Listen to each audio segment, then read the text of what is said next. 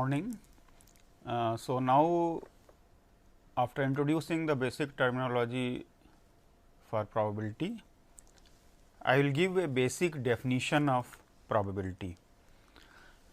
So, as I mentioned to you earlier, the subject of probability theory was originated in 16th-17th century Europe, and that through gambling games. So, I mentioned to you that one of the originators of the subject Cardano, he was actually a compulsive gambler, and in fact, in his autobiography he has written that I am ashamed to say that I used to gamble every day. So, now through that gambling games, they started considering probabilities of various type of events. So, for example, if you toss 2 dice, then what is the probability that you will get a 12?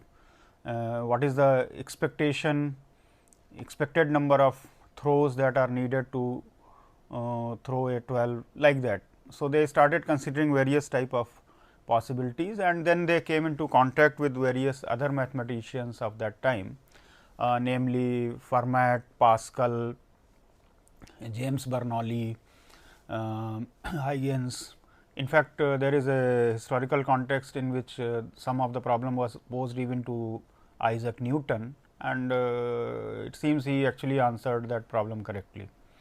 So, that time the nature of the random experiments was that you have a finite number of outcomes, because in all this coin tossing, die throwing, card drawing games, etcetera, in all of them you have a finite number of outcomes, and also you can have an assumption that they are all equally likely, assuming fairness. So, the first definition of the probability, which is called mathematical definition or the classical definition of probability, is based on this concept only. So, classical, or you can say mathematical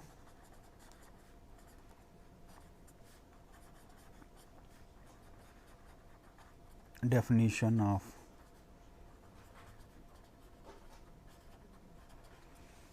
okay, the form of this definition which I am writing here is actually attributed to Laplace, the French mathematician, and this was published in his book in 1813, Theories des Probabilities. In this book, this definition was published, although the form of the definition was being used for almost 150 years before Laplace.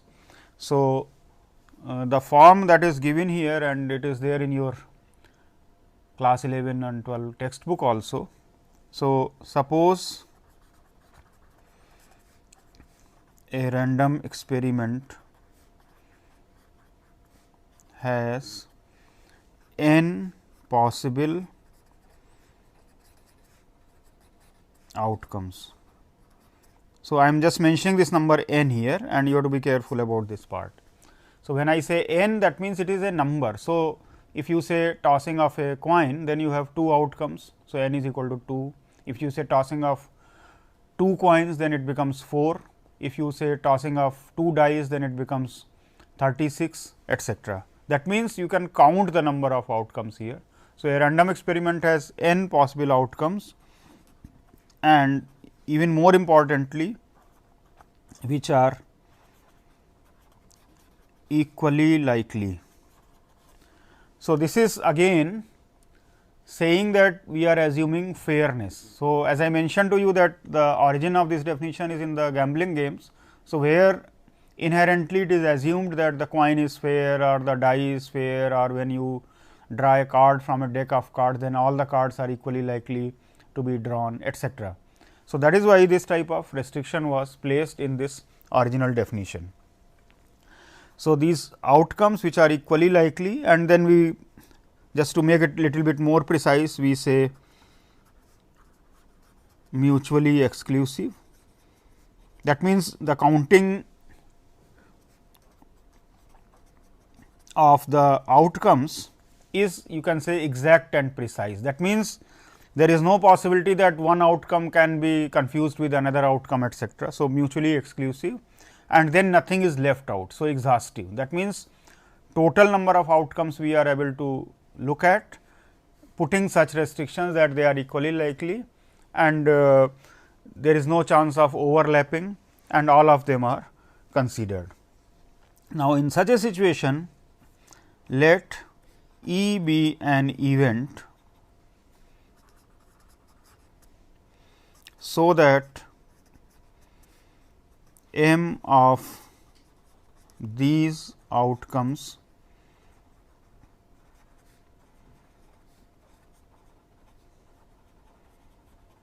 are favorable to happening of the event A E. Then we define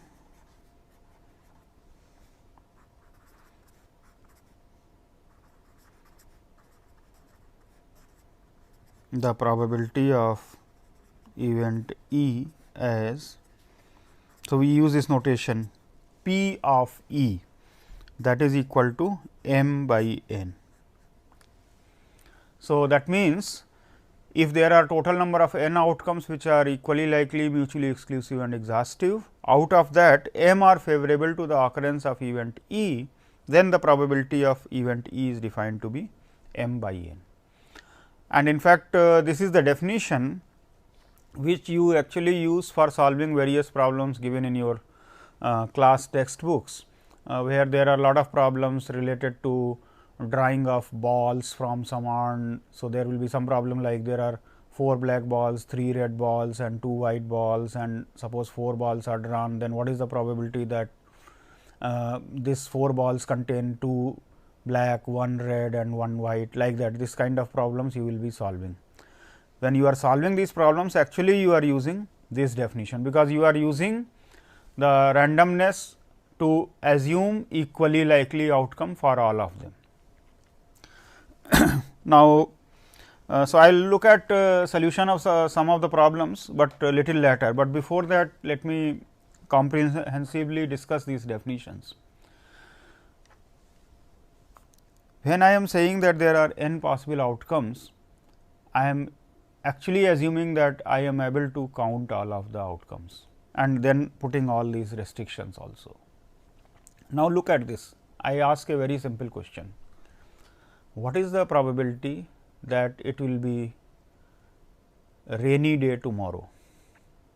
Now, this question cannot be answered from here, because what are the possibilities of the weather tomorrow? So, you can say that it can be rainy, it can be sunny, or it can be cloudy. So, 3 possible outcomes, each with equally likely.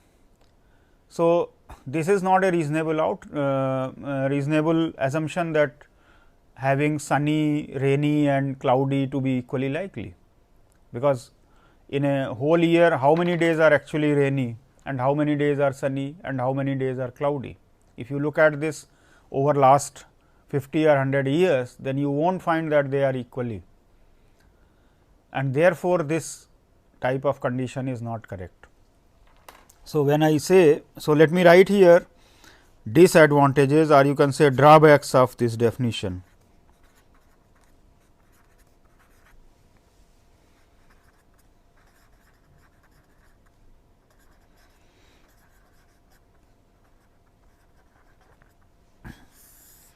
So, one is the events, or you can say outcomes need not be equally likely.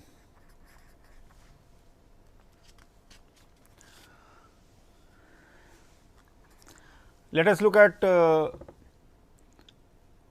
other use of this equally likely thing. Even if I say only a coin, okay, or I consider a die, then if I am considering a die and I am assuming that all 1, 2, 3, 4, 5, 6 have the same probability of occurrence. That means, I am allocating probability 1 by 6 to each of them. Now, is it reasonable? Suppose I am considering, suppose I am actually talking about real gambling, and in a real gambling there are players, somebody has supplied the die. Now, if that person who has given the die, he is dishonest, then maybe he is in league with one of the parties or one of the players, and he may actually give a biased die such that it will favor one of it will be favoring one of the players. For example, maybe it is heavily favoring 5 and 6, and the person knows it, the other player, and therefore, he will call more times 5 and 6, he will bet on that and he will be winner. If you remember some sort of mythological story in Mahabharata, so there was a gambling game between Kauravas and Pandavas, and then Yudhishthir was losing, because Shakuni was playing with Duryodhan, and it is said that he used a biased set of not dice, that time whatever thing they had, they used that thing, they called it Pasa those days. So, therefore, the game favored one of the parties. Now, in such a case, you cannot apply the definition of classical definition, because equally likely condition is violated. So, that is the first thing, that the outcomes need not be equally likely. Another point which is also logically incorrect, that is, we are actually defining probability. That means, I am saying that through this way we are actually finding out the probability. When I say equally likely, I am already putting the definition of probability in the definition itself, which is circular logic. So, from a logical point of view also, this definition is failing on this account. Let us consider another typical problem. I talked about life of an electronic equipment. Okay. Suppose we are considering life of an electronic equipment. Okay. So, usually maybe we know, for example, a good quality laptop. So, if I am counting the life in months, then we will put, say, life of the laptop is between 0 to say 60. Okay. So, that means up to 5 years you can say. But if you look at how many possibilities are there, what is n here? Now, here n cannot be defined, because this is actually infinite. I am taking an interval. So, all the values between 0 to 60 are there. So, it is not necessarily only integer months. So, the next assumption that n we will be able to tell something is also erroneous. That means, in every situation this capital N need not be possible. Okay. So, here n is not finite.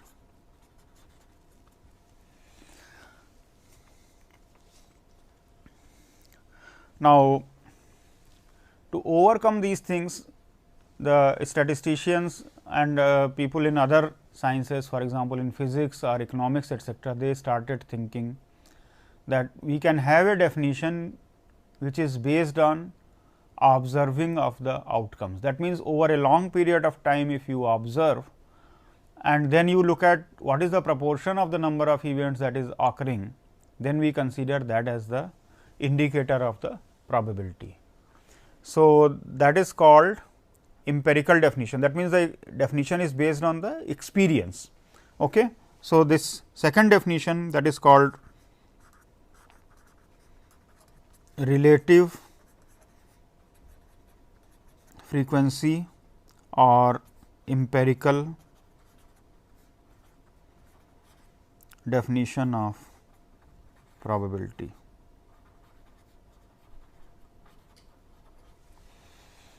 it is attributed to actually von Mises. The definition is as follows: suppose a random experiment is conducted a large number of times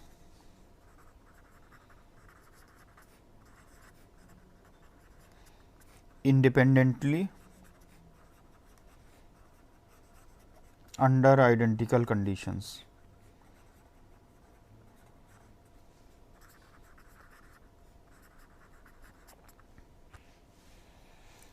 Suppose in n trials of the experiment, an event E occurs a n times. So, I am putting this as a subscript notation here, just to say that if I am conducting 10 trials, then how many times event E is occurring? I call it A 10. Suppose I conduct the trial 20 times, out of 20 times, how many times E occurred? Suppose I call that number to be A 20. That numbers can be anything, it can be 3, 7, 11 or anything. So, those numbers are recorded as A n. That means, in n trials, how many times it occurs? I call it A n. Okay. Then, if the limit A n by n as n tends to infinity exists, we define probability of E to be limit of A n by n as n tends to infinity. So, physically speaking, what is it denoting? Out of total number of trials, how many times your particular event is occurring? If that ratio is having a limit, that means over a long term, then that is defined as the probability of that event. So, for example, we say when a new child is to be born, so we allocate equal probability for a boy or for a girl child. So, why do we do that? Because over thousands of years it has been observed that out of the total number of births, nearly 50% of boys and 50% are girls. So, if we are considering the ratio of the number of say boys to the total number of births, the ratio is almost half. So, that is why we allocate the probability half. Similarly, if I say that the probability that the next year the monsoon will be normal, normal means they are defining in certain that this much amount of rainfall is there. The probability is 0.9. Then we say this kind of a statement because over the past 100 or 200 years it has been observed that almost if you observe for 20 years, then out of 20 years 2 times the monsoon is not normal. If we observe say 40 times, then we observe that around 4 times the monsoon is not normal. If we observe 100 years, then we observe that around 9 to 10 times the monsoon has not been normal over the past 100 years. So, that lends credibility to the statement that saying there is a 90% chance that the monsoon will be normal in the next year, because it is based on the experience. So, we are looking at the total number of experiments, total number of trials, and out of that how many times the particular event in which we are interested has occurred. To show you that how this kind of thing is practically applicable, let me take one theoretical example.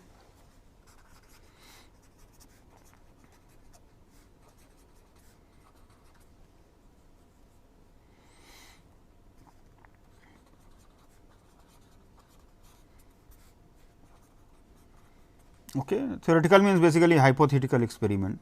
Okay.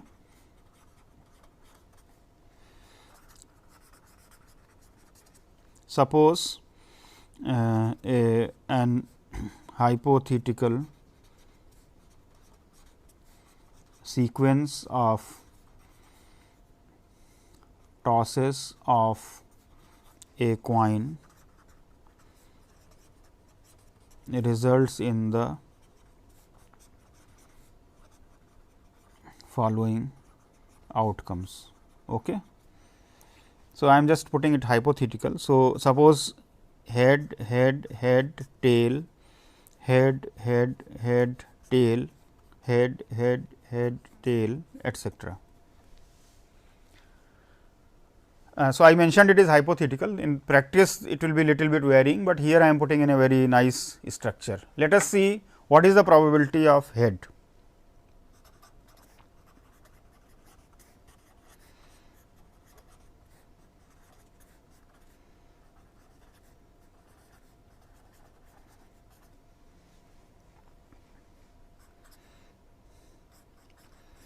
So, if we want to calculate the probability of head, I have to consider the ratio a n by n. Let us see what is the ratio here.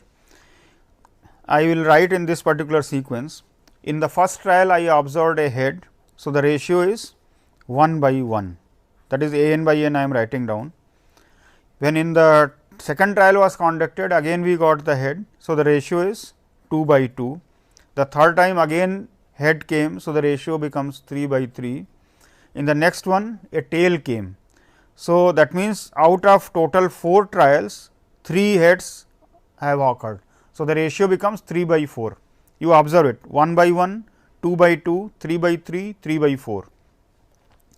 Let us go to the next one, again a head has been observed. So, out of 5 trials you have 4 heads, out of 6 trials you have 5 heads, out of 7 trials you have 6 heads. Next again a tail is observed. So, out of 8 trials you have 6 heads. Let me continue for a little more period of time. Next is 7 by 9, you have 8 by 10, you have 9 by 11 and then you have 9 by 12 and so on. Now, I want to find out the limit of this a n by n, whether the limit exists, because if the limit exists, then that will be the probability of head here. Okay. So, to this end I will consider little bit of mathematical formulation here. So, you observe critically how the sequence is looking. If you look at the fourth term here, that is 3 by 4. If you look at the eighth term, the eighth term is 6 by 8, which is actually 3 by 4. Then again if you look at the 12th term, that is again 9 by 12, which is 3 by 4. So, I can put it in a little bit more mathematical form like, so this I put like this. So, we can express a n by n, can I write it as 3 k by 4 k? See, initially it is 3 by 4, then it is 3 into 2 by 4 into 2, then it is 3 by into 3 divided by 4 into 3. That means, if n is of the form 4 k, then out of 4 k trials, 3 k trials are head.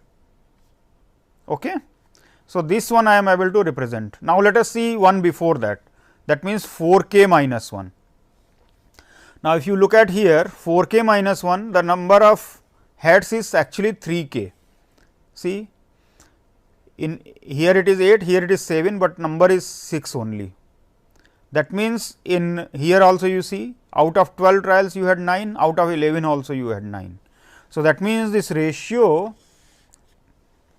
we can write it is 3 k divided by 4 k minus 1, if n is of the form 4 k minus 1. Let us look at the next one. Suppose I look at this one. So, here it is 4 k minus 2 and here it has become 1 less, that is 3 k minus 1. You can observe here also and you can observe here also. That means, it is of the form 3k minus 1 divided by 4k minus 2 if n is of the form 4k minus 2. And the next one, if you see, it is actually 3k minus 2 divided by 4k minus 3 if n is of the form 4k minus 3 for k equal to 1, 2 and so on. So, you can see here this complete sequence a n by n in a mathematical form I am able to write as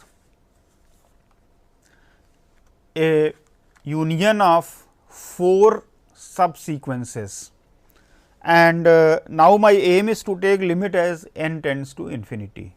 Now, if n tends to infinity, actually k tends to infinity, and let us consider the limit in each of them. Here actually this term is, there is no question of limit, k cancels out. So, actually it is 3 by 4. This one if you consider, what is the limit? 3, if you divide by k, 4 minus 1 by k. So, if I take limit as k tends to infinity, this limit is also 3 by 4.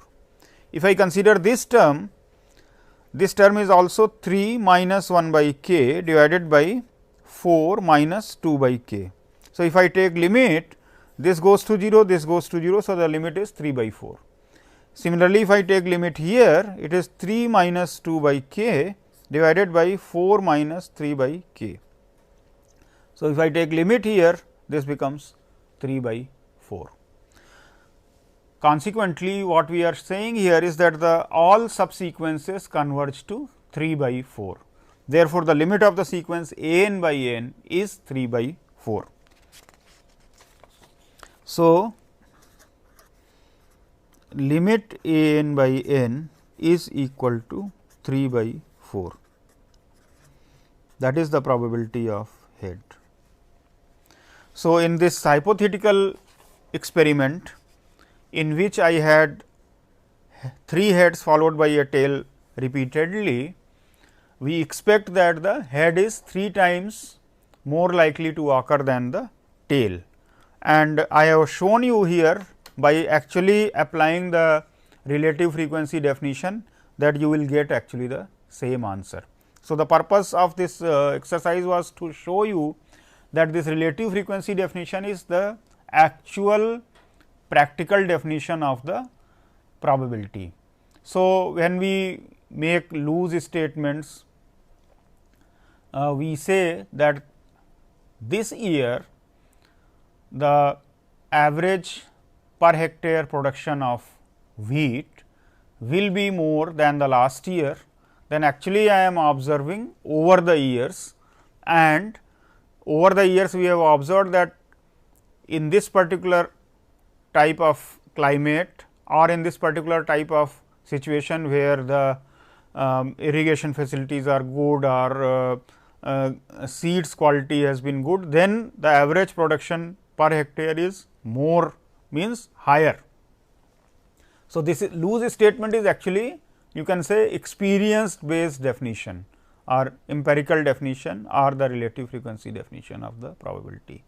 And in the real life situations, except in the textbook kind of situations where we talk about coin tossing, die throwing or urn drying, drying of balls etc. problems. In the usual practice, we actually apply relative frequency definition.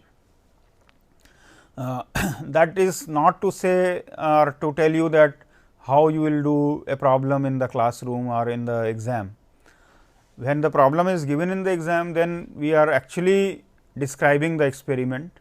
So, therefore, you can actually apply the conditions of equally likely etc. So, therefore, you are solving the problem based on that, or in some other problems some of the basic probabilities are already given there. That means, you are not asked to calculate those, but based on those you are asked to calculate say probability of A union B or the probability of A union B union C etc., if the basic probabilities are given to you. Okay. Now, the another question is that whether this definition can be adopted as a universal definition of probability. The answer is again no, because in order to have a mathematically universal definition, that means the framework should be useful everywhere, or that means whatever problem is coming, you should be able to solve within that framework. Again, I will show you that there are problems with this definition also. So, one or two you can easily appreciate.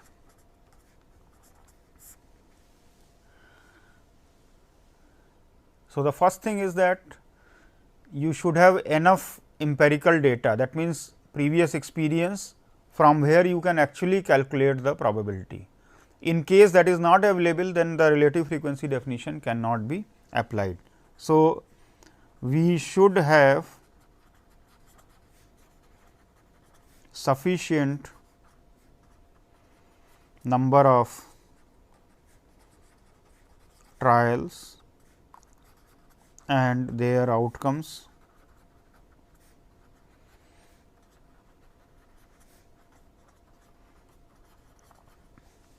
So, if there is a sudden problem posed to you for which you do not have any method of knowing that what were the trials and what were the outcomes, then you will not be able to apply this definition. So, for example, you are sitting in a room where there are a large number of chairs, you sit down on a chair and the question is asked, what is the probability that when you are sitting on the chair will break.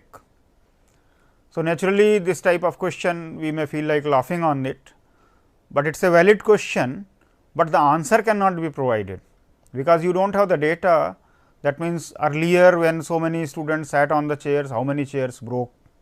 So, this question cannot be answered in this particular fashion. So, many times people pose questions and people may feel like laughing on those questions, but they are perfectly valid statistical questions. The thing is that since we do not have sufficient data to apply your theory, therefore, you cannot answer those questions. It does not mean that the theory of probability is invalid or it is incomplete, or no such thing is there. Actually, the theory is proper, but you cannot answer all the questions unless the sufficient amount of evidence, or you can say data, is available to you. This question is also posed many times. For example, opinion polls are there, exit polls are there when you are conducting general elections or other kind of elections are there. And then the questions are asked, what is the probability a particular political party is going to win. Now, you might have observed that there will be answers which will be varying, because there will be several agencies which will be giving the same, which will be answering the same question, but their answers may be little bit different. It will be different in the terms of percentage of votes, it will be different in the number of seats won. The thing is that in each of these cases your sample space itself changes. For example, if you are looking at the number of seats, then the sample space is different. If you are looking at the percentage of votes, then your sample space is different. So, depending upon what methodology those agencies which have conducted the survey, based on that the answers will vary, and that is why you will have quite you can say substantially different answers. It does not mean the theory of probability is not applicable here. It is applicable, but the practical application requires large number of conditions, sufficient data, and whether it has been applied correctly or not. So, if it is not done in that way, then there will be problems. So, we should have sufficient number of trials and their outcomes recorded. For example, industries, usually this manufacturing industries, so they will routinely apply this empirical definition. For example, they say what is the number of defectives. So, out of every 100 product, 100 units of the product, they will take a sample of 10, out of that they will check how many are okay or not. So, suppose out of 10 all are okay. So, suppose like this they conduct the trial 10 times in a 1 hour period. So, out of in 1 hour period, for example, they might have produced say 10,000 things, and out of every 100 they have taken 10 and they are recording the number of good ones or number of bad ones. So, out of 10,000, suppose you have taken 100 samples, out of 100 sample, that means total 1000 units you have taken. Now, out of 1000 units, suppose only 3 are bad, then you are able to tell that out of 1003 are bad, that means the probability of bad is 0.03. You will not say it is out of 10,000, because you have checked only 1000. Now, to generalize it to 10,000, you are giving the probability 0.03. So, now in a large amount of production, the company knows that roughly 0.03% of the items may be defective. Similarly, if they are looking at the life of the item, so that is another quality parameter. For example, they may like to give the warranty period, then they need to know that what is the average life and what is the life beyond which 90% of the objects are working, what is the life beyond which 10% of the objects are working, etcetera. The different time points at the for the manufactured item. So, if they find that 90% of the items they work beyond say 3 years, for example, it is a electric fan, then they are very safe to give 2-year warranty or 1-year warranty, because then they will know that almost all the fans will be actually working beyond 1 year, because the average life is 3 years. So, most of the things will be actually working beyond that. So, they are very safe to give a warranty period of 1 year for that particular product. So, this is all real applications of the empirical definition of probability. The same thing is applied when a company is, say an insurance company is launching a product. So, they will say this particular policy is for service class employees, that means, the people who are in a service class, and then they will say that the maturity amount will be given at the age of 60 years, something like that they will give a statement. Now, some premium is fixed. So, that premium is calculated on the basis of expected life expectancy of that particular class of people, because if they find that say 95% of the people they will survive beyond age of 60, that means, they do not have to give the benefits at death or accidental death, etcetera, because then the people are likely to survive beyond 60. That means, their amount they are getting the full premium and then they are paying from that only. So, that is how the insurance companies survive in the market. If they put an unrealistic a small premium and they try to give a lot of maturity benefits, then the companies will run in the losses, because then if more people are say claiming the benefits before the maturity of the policy, then they will be in the loss.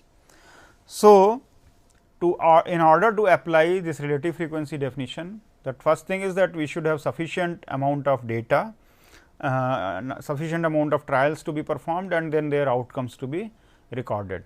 And second thing is that it should be done in a reliable fashion. That means, we should not have something which is not reliable. That means, when the data is recorded and it is reported falsely or it is not collected properly, that means, when the experiments are being observed, then the data is not recorded correctly, then also your results will be wrong. So, that is mostly attributed to say that probability theory is not correctly applied, or probability theory does not give the solutions to these problems. That is not the thing. The thing is that people are not applying it properly. Second thing is that some experiments are destructive in nature. So, in that case there is a loss of the property. For example, you are considering how many matchsticks in a matchbox of 50 sticks are okay. So, if the actual experiment is conducted, then out of every 50, will you try to light all 50? If you light all the 50, then the entire box is destroyed. So, there are experiments which are actually destructive. Second thing is that there can be experiments which are very costly. For example, launch of the satellites. Okay. So, you can't keep on launching and seeing what is the probability of the success. These are actually done in the due course of time. You record the previous data and on the basis of that you calculate the probabilities. And there can be something counterintuitive also. For example, if I consider suppose a n is equal to square root of n. Okay. That means, out of every n trials, square root of n times the event is favorable to E. So, then if I consider a n by n, then that is root n by n, and if I take the limit, that goes to 0. Now, inherently we understand that if the probability is 0, it means that the probable event does not occur, it is impossible event. But actually event is not impossible. Only thing is, what is happening is that as compared to n, the number of trials is much less where the event is observed. Let us look at this. Out of 4 trials, 2 times you have success. If you have 9, then you have 3 times. If you have 16, then you have 4 times. So, the event is actually occurring, but the occurrence is becoming rare and rare as the number of trials increases. Therefore, the probability 0 does not mean impossible, it means the event is rare event. So, this is little bit counterintuitive if you are talking in very strict mathematical terms. We say event is impossible, then we allocate the probability 0, but here we may have the probability 0, event is not impossible. So, here it means probability of rare event. Okay, is 0, but it does not mean that the event does not occur. The reverse of this is also true. We can have say a n is equal to say n minus n to the power 1 by 3. Okay. So, here a n by n is equal to n minus n to the power 1 by 3 divided by n, that is 1 minus 1 by n to the power 2 by 3, that converges to 1. So, again you can see here the event is not sure event, because there are sometimes the event does not occur, but again it means that the times when it does not occur is rare. That means, almost you can say with almost certainty the event occurs, it is not with certainty, with almost certainty. So, you can say probability of events which may not occur sometimes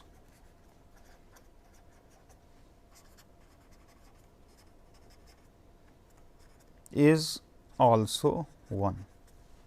So, this is again little bit of counterintuitive, but nevertheless it is extending the definition of probability to little bit more.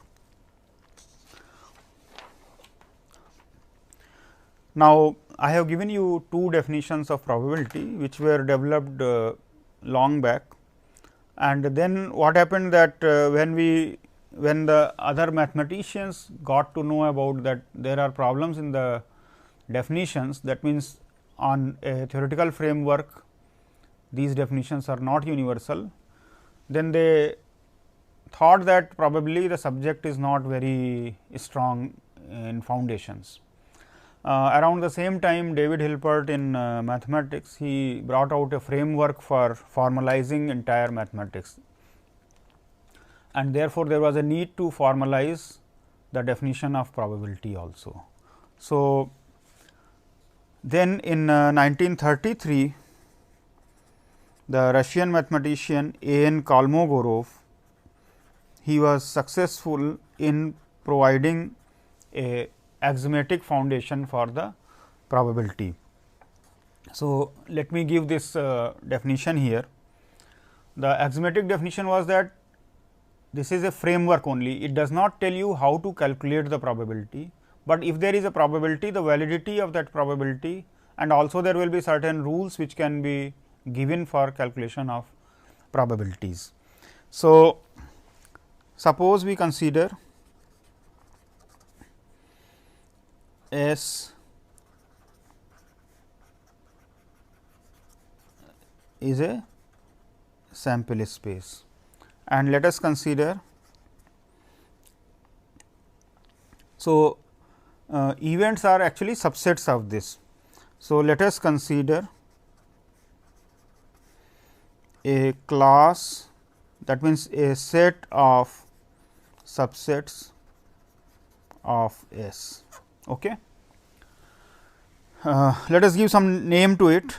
Let us denote it by say some notation. I will use C. I am using some little bit different notation, because see this S, A, B, C, E, F, etcetera, we are using for events. Okay. Now, I am considering set of events. So, I am giving little bit different notation. So, I am using this script notation, script C, sometimes it is written as script B, etcetera. So, any notation you can use. Let me put here C. Now, let this class satisfy the following two conditions. One, if E belongs to C, then it implies that E complement belongs to C. What does it mean? So, this means that see, I can use this notation, I can use this notation, I can use this notation. So, these are all similar. It means the class of sets. So, there are various ways of writing down this. It means that if E is an event to be considered, then its complement is also a valid event.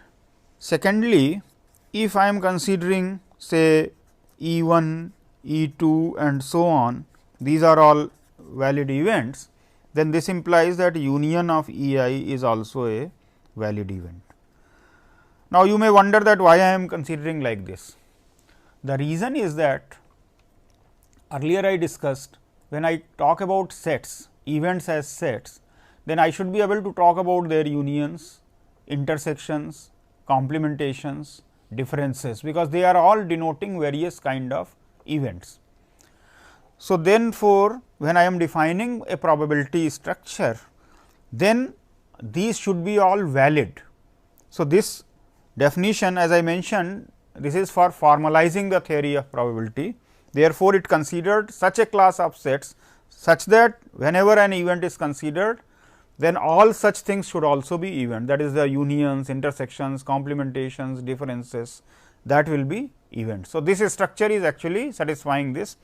In mathematics, this is called a sigma field, but at your level I need not talk about that formal definition of a sigma field, but these are the basic conditions which are satisfied here. So, now let us consider.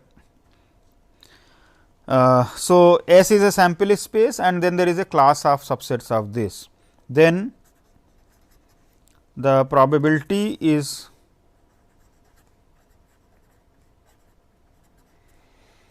defined as a function. So, we call it notation P. This is defined on C to 0 to 1 set. Probability is a number between 0 to 1 satisfying the following three axioms.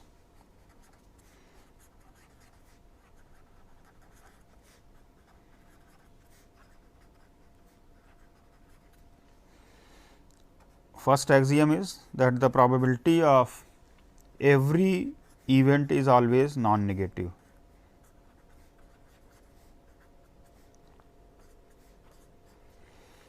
Second is the probability of the full sample space is equal to 1, and the third axiom is that let E 1, E 2 and so on be pairwise disjoint. I defined to you earlier what is the meaning of pairwise disjoint. That means, if I take any two of them, then they are disjoint. Then probability of union E I is equal to 1 to infinity, that is equal to sigma probability of E I. That means, if the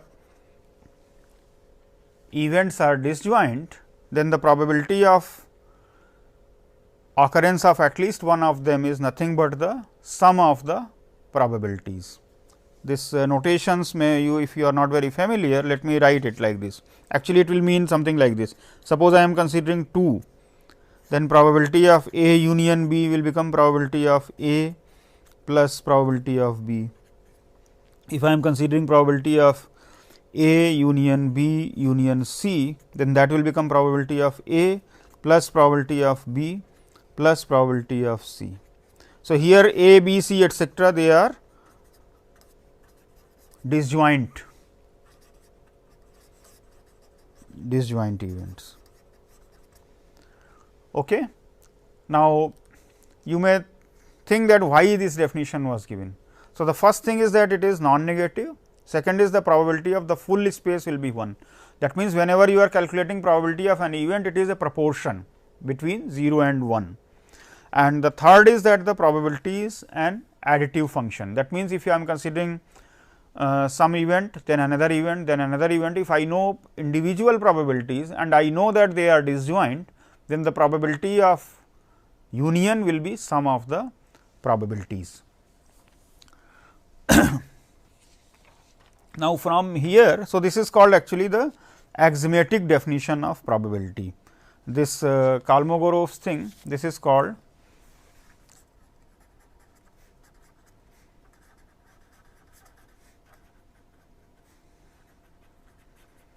axiomatic definition of probability.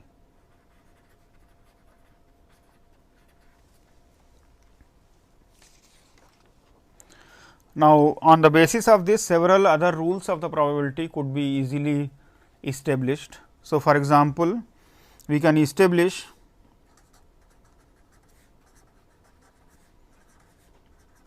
some consequences of the axiomatic definition.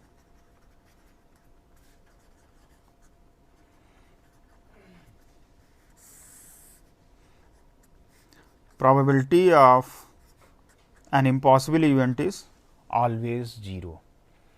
So, it is very easy to prove this one. In axiom 3, let us take event E1 to be S and E2, E3 and so on is equal to phi. Then what statement I will get here?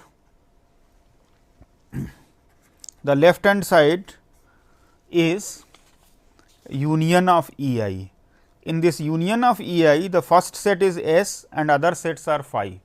Then the union will become S itself.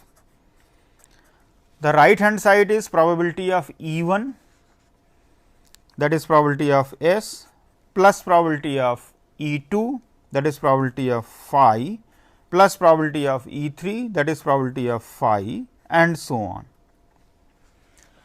So, you look at this statement carefully, what I have written? P s is 1. So, I am writing 1 is equal to 1 plus P phi plus P phi and so on.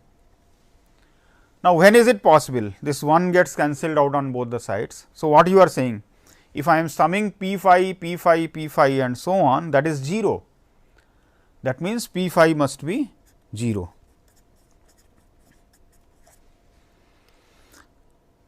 Then the second consequence is that if I am considering say E to be a subset of F, then how it is? Suppose I use the Venn diagram. So, this is my set E and this is an event F. Then what is this part? This part becomes E minus F. Sorry, I wrote wrongly. This is so here actually it is F is a subset of E. So, this is E, that is outer set and this inside set is F. So, I can write here this set E as F union E minus F. So, this E is equal to F union E minus F. This complete set E is written as union of two disjoint sets. So, probability of E will become probability of F plus probability of E minus F, because F and E minus F are disjoint. So, now for every set what we have written is that the probability is non-negative, probability of E is greater than or equal to 0. So, if we use this, then this term is non-negative, that means probability of F is always less than or equal to probability of E. So, first of all we can get several statements from here. We can write probability of E minus F is equal to probability of E minus probability of F. So, this is the statement that we are getting, that if F is a subset of E, then probability of E minus F can be written as probability E minus probability of F, and this is greater than or equal to 0. This means that probability of E is always greater than or equal to probability of F. Now, this is an important statement that we have made. If F is a subset of E, what does it mean? It means that event E is more likely to occur than the event F, and then probability of E will be greater than or equal to probability of F. So, this is satisfying the basic, you can say, monotonicity property of the probability. That means, if an event has more chances of occurrence, it has more favorable outcomes, then it should have a higher probability of occurrence. That is, probability is a monotone function. Probability is a monotone function. We can also prove another useful property. If I consider, say, E union E complement, then that is equal to the full space. So, if I apply, then that is equal to P s, that is equal to 1.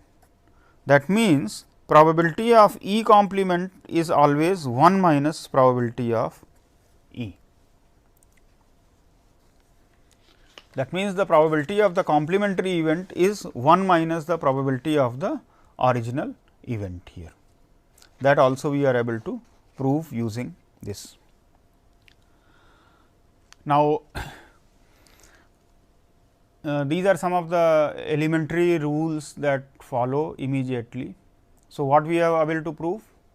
Probability is a set function, that means, for every event it is defining or allocating a number between 0 and 1.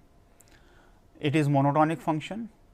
The probability of full sample space, that is the sure event, is 1. The probability of impossible event, that is phi, is 0. So, all other probabilities lie between these two extremes. Probability is additive, that means, if I have disjoint events, then the probability of the union is equal to sum of the probabilities. Probability is monotone, that means, if an event is more likely to occur, then its probability will be higher. These are some, you can say, basic framework under which this axiomatic definition was given, and based on this there will be certain other rules that can be derived. So, in the next lecture I will give all these rules, and then we will see how we can apply this to solve various practical problems. Thank you.